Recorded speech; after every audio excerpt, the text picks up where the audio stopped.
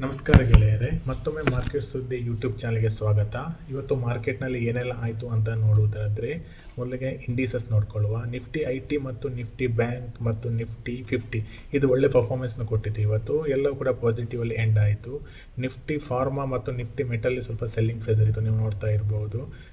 Nifty auto ಕೂಡ ಒಳ್ಳೆಯದೇ ಮಾಡಿತ್ತು ಇವತ್ತು. ಇನ್ನು ಮುಂದಿನ ಸುದ್ದಿ ನೋಡಿದರೆ HDB ಫೈನಾನ್ಷಿಯಲ್ ಸರ್ವಿಸಸ್ದು ಇವರದ್ದು ನಿನ್ನೆ ರಿಸಲ್ಟ್ ಬಂದಿತ್ತು. ರಿಸಲ್ಟಿನ ಅಷ್ಟೊಂದು ಒಳ್ಳೆಯದಾಗಿರಲಿಲ್ಲ. ಸೊ ಇವತ್ತು ಇದು 3% ತನಕ ಕೆಳಗೆ ಬಿತ್ತು. ಆಲ್ಮೋಸ್ಟ್ 816 ರುಪೀಸಿಗೆ ಕ್ಲೋಸ್ ಆಯಿತು.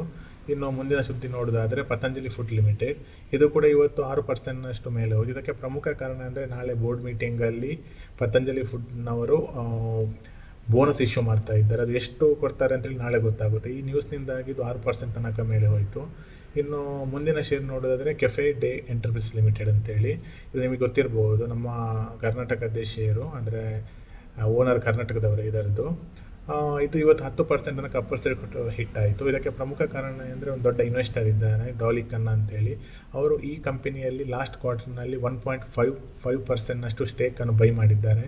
ಈ ನ್ಯೂಸ್ನಿಂದಾಗಿ ಇವತ್ತು ಮತ್ತು ನಿನ್ನೆ ಇದು ಅಪ್ಪರ್ ಸೈಡ್ ಹಿಟ್ ಆಯಿತು. ಇನ್ನು ಮುಂದಿನ ಶೇರ್ ನೋಡಿದ್ರೆ HDFC ಬ್ಯಾಂಕ್. ಹಿಸ್ಟ್ರಿಯಲ್ಲಿ ಫಸ್ಟ್ ಟೈಮ್ ಇವರು ಬೋನಸ್ ಇಶ್ಯೂ ಮಾಡ್ತಿದ್ದಾರೆ. ಜುಲೈ 19ಗೆ ಗೊತ್ತಾಗುತ್ತೆ ಎಷ್ಟು ಶೇರ್ ಸಿಗುತ್ತೆ ಅಂತೇಳಿ ಬೋನಸ್. ಇನ್ನು ಮುಂದಿನ ಶೇರ್ ನೋಡಿದರೆ ಓಲಾ ಎಲೆಕ್ಟ್ರಿಕ್.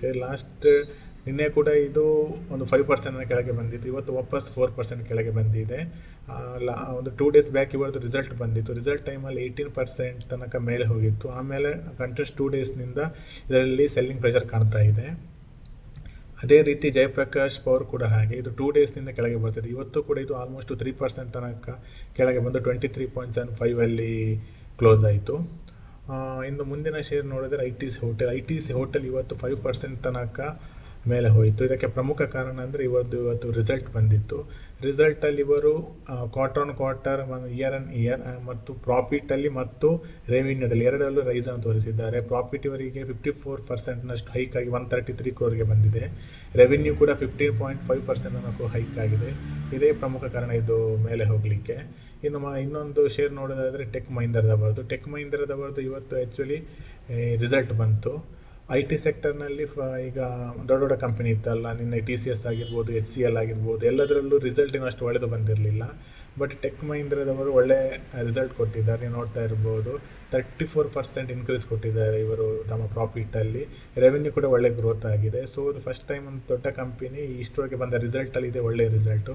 ಸೊ ನಾಳೆ ಮಾರ್ಕೆಟಲ್ಲಿ ಸ್ವಲ್ಪ ಮೊಮೆಂಟಮನ್ನು ಎಕ್ಸ್ಪೆಕ್ಟ್ ಮಾಡ್ಬೋದು ಈ ಕಂಪನಿಯಲ್ಲಿ. ಇನ್ನು ಮುಂದೆ ಕೊನೆಯ ಶೇರು ಜಸ್ಟ್ ಡಯಲ್ ನಿನ್ನೆ ರಿಸಲ್ಟ್ ಬಂದಿತ್ತು. ಆ್ಯಕ್ಚುಲಿ ರಿಸಲ್ಟ್ ಒಳ್ಳೆದಿದ್ದರೂ ಇವತ್ತು ಇದರಲ್ಲಿ ಸೆಲ್ಲಿಂಗ್ ಪ್ರೆಸರ್ ಕಾಣಿತು. ಆಲ್ಮೋಸ್ಟ್ 5% ತನಕ ಕೆಳಗೆ ಬಂತು. ಇದಾಗಿತ್ತು ಗೆಳೆಯರು ಇವತ್ತಿನ ಕೆಲವು ಇಂಪಾರ್ಟೆಂಟ್ ಸ್ಟಾಕ್ಗಳು.